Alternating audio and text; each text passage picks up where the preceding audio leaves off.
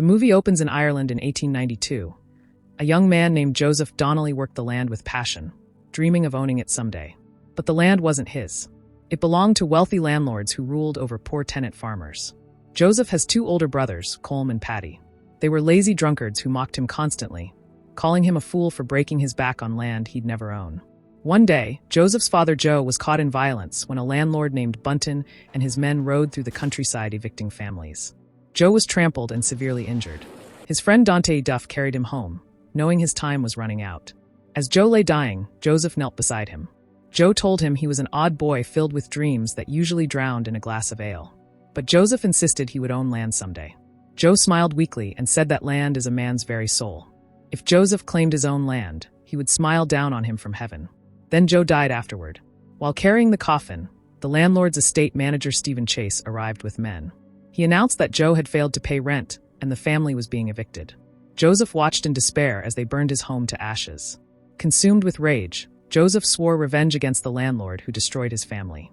Later, Dante handed Joseph an old rusted rifle. Joseph admitted he had only killed chickens and pigs before. Dante encouraged him, saying this landlord Daniel Christie was just a pig and chicken in one.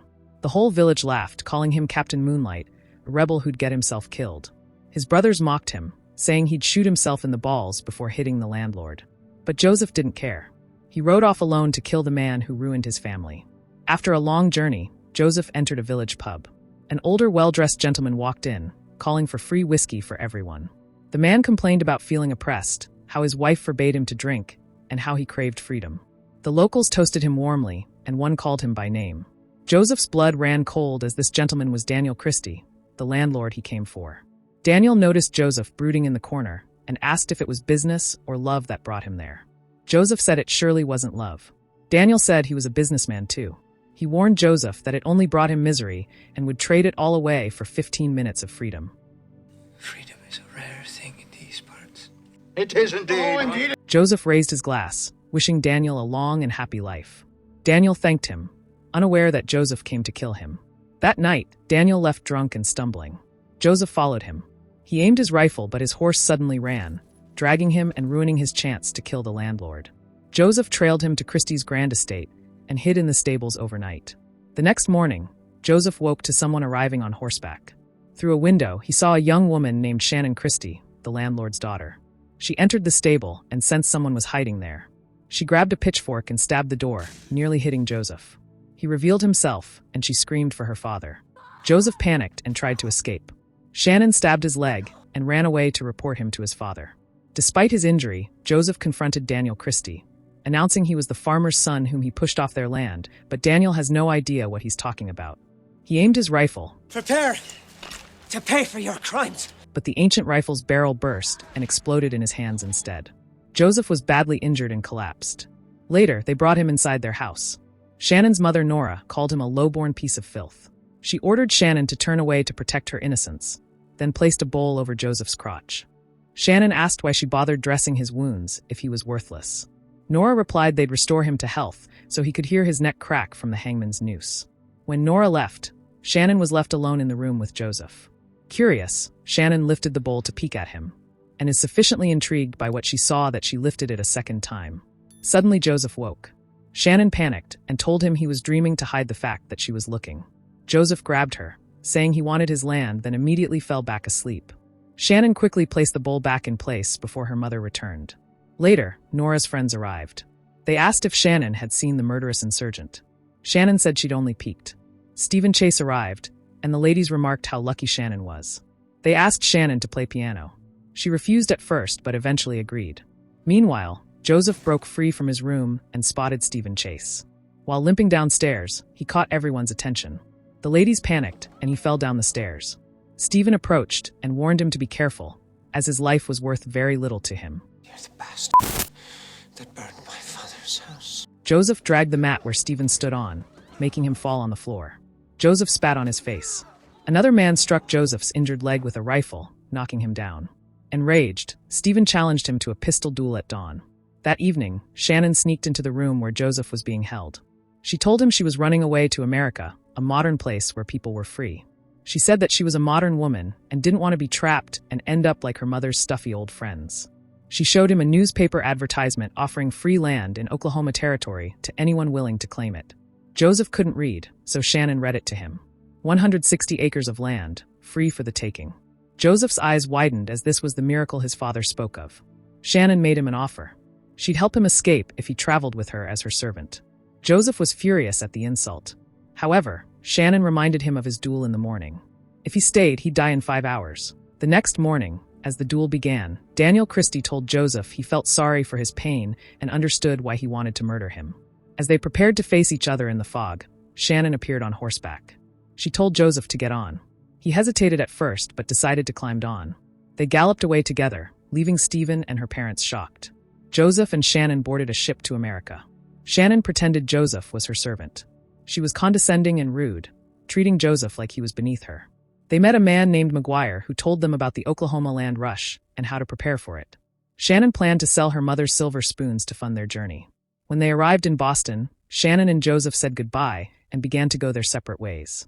But McGuire had other plans. He betrayed Shannon and stole her silver spoons. Suddenly, men arrived and shot McGuire. The spoons scattered as people rushed to grab them. Shannon was devastated as she had stolen those spoons from her mother, and now she had nothing. God is punishing me! Desperate, they wandered until a boy named Dermody led them to Mike Kelly, the local ward boss. Kelly was fighting when Shannon screamed as blood spilled onto her face. The distraction caused Kelly to lose a tooth, and he blamed her for it. Joseph said it was his fault for not concentrating. Kelly asked him if Shannon was his wife. Joseph said she was just his sister. Shannon initially objected, but Joseph told her to pretend, explaining that people like them hated her kind.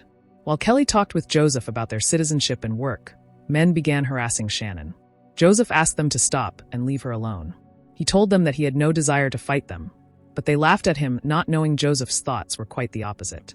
Joseph punched one of the men, and a fight escalated. Joseph beat the man and dominated completely.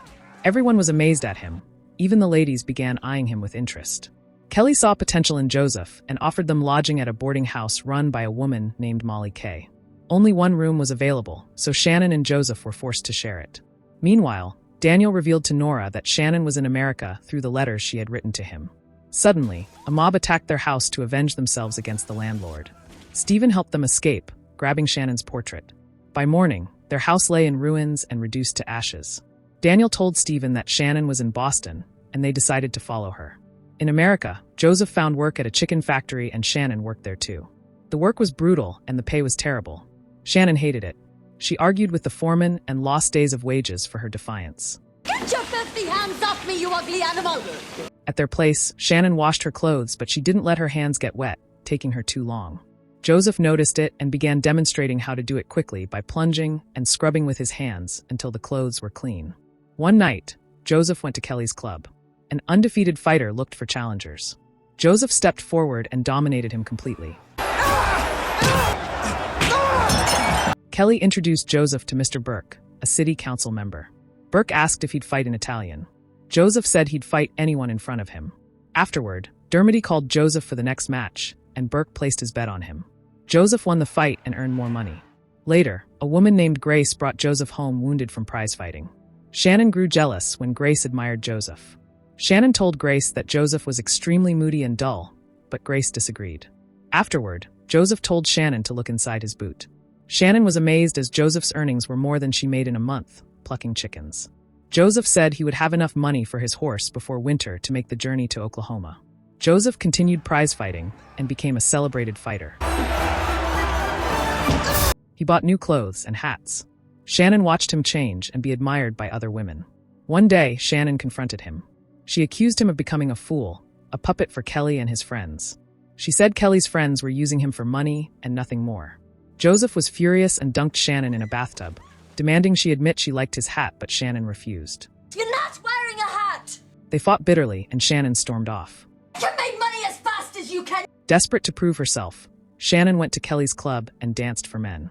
When Joseph arrived for his big fight against an Italian fighter, he saw her on stage. He was horrified and begged her to stop. Kelly and Burke pressured Joseph to fight. Burke even offered to split $200 if he won. Shannon urged Joseph to take it, as it was enough to get them to Oklahoma. Joseph agreed and faced the Italian. The fight was brutal and the crowd was entertained. Joseph was winning, but Burke grabbed Shannon and tried to force himself on her. Joseph saw it and abandoned the fight. He attacked Burke, but the crowd pulled him back. While his back was turned, the Italian fighter hurt him badly with a body shot and knocked him unconscious. Joseph lost the fight, and Kelly lost his money. Joseph was thrown out of the club. While walking the streets, Joseph spotted Stephen and his men looking for Shannon. One showed him Shannon's picture, saying her family was staying at Jefferson Court. Joseph returned to the boarding house, but Kelly and his men were there, waiting for him. Kelly took everything Joseph had earned and threw them out.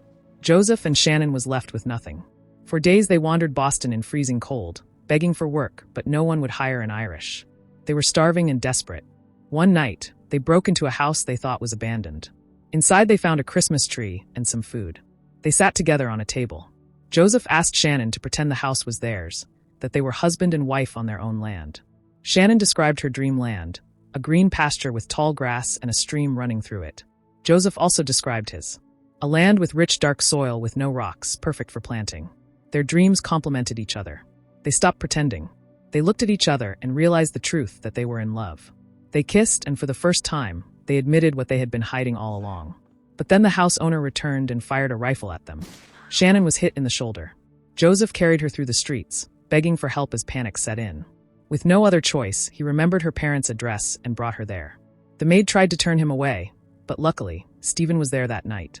Stephen looked at Joseph with contempt and told him to take his filthy hands off her. Joseph asked Stephen to take care of her before leaving. Afterward, Shannon's parents and the doctor arrived. Joseph was left heartbroken and ran away. Months passed. Joseph worked on the railroad, laying tracks across the country, but thoughts of Shannon never left his mind. He saved every penny he earned and eventually took a train to Oklahoma, where the government was preparing to open the territory for settlement. Joseph arrived at the staging area. Thousands had gathered, all hoping to claim free land. Joseph talked to a horse seller who said he was late. Only 2 horses remained. One was a broke horse and dependable. The other was a green broke horse, faster but wild and not reliable. Joseph chose the dependable horse. While walking, Joseph unexpectedly saw Shannon. She was there with her family and Stephen. Daniel and Stephen had scouted land they wanted to claim. Stephen found a green pasture near a stream, exactly as Shannon described. He was ready to marry and settle with Shannon, but she seemed unhappy. Afterward, Joseph approached Shannon and said everything worked out as it should. Shannon agreed, and they wished each other luck. Before leaving, Joseph told Shannon she was a corker who never gave up on her dream. Later, Joseph went back to his horse, and there Stephen confronted him to stay away from Shannon. That night, Joseph drank whiskey and told people he'd get his land tomorrow. But when he went out, he found his horse dead. An old man said it was the oldest horse he'd ever seen. Joseph was devastated. Without no other option, Joseph bought the green broke horse that afternoon. Men laughed at him as his horse was wild and unreliable. Meanwhile, Daniel and Nora were already at the plot of land they wanted and didn't want to play by the rules. At the starting point, Joseph struggled to control his horse. It bucked and threw him down, so Stephen laughed at him. As everyone prepared, a man suddenly surged forward before the signal and was shot dead. Moments later, the cannon fired. Thousands surged forward on horseback and in wagons. Joseph's horse continued to resist. Desperate, Joseph punched it in the nose to assert dominance. He finally mounted and surged past the others. His horse was faster after all. Meanwhile, Daniel pretended he'd already joined the race, riding in circles around the land they wanted. When Nora spotted others coming, she quickly planted the flag, claiming it for themselves. Joseph saw Shannon riding beside Stephen and headed toward land near the stream. Shannon descended to cross but fell from her horse. Stephen kept riding but looked back and called for her to get up. Joseph arrived and saw Shannon struggling in the water. He checked if she was all right, and Shannon told him to go claim his land. She wanted him to have his dream. Stephen became furious seeing Joseph near Shannon and rode toward him. He tried to shoot Joseph, but Joseph grabbed his arm and punched him, knocking him from his horse. You're not in Ireland anymore! Arrogant bastard! Joseph rode hard and found the plot he'd dreamed of. He was about to plant his flag when Stephen appeared. Stephen rode toward Joseph and attacked. They fought, and in the chaos, Joseph fell and was crushed by Stephen's horse. Joseph was badly injured and lay motionless. Shannon ran toward Joseph, and Stephen tried to stop her, so she slapped him. At that moment, Stephen saw how much Shannon loved Joseph more than him.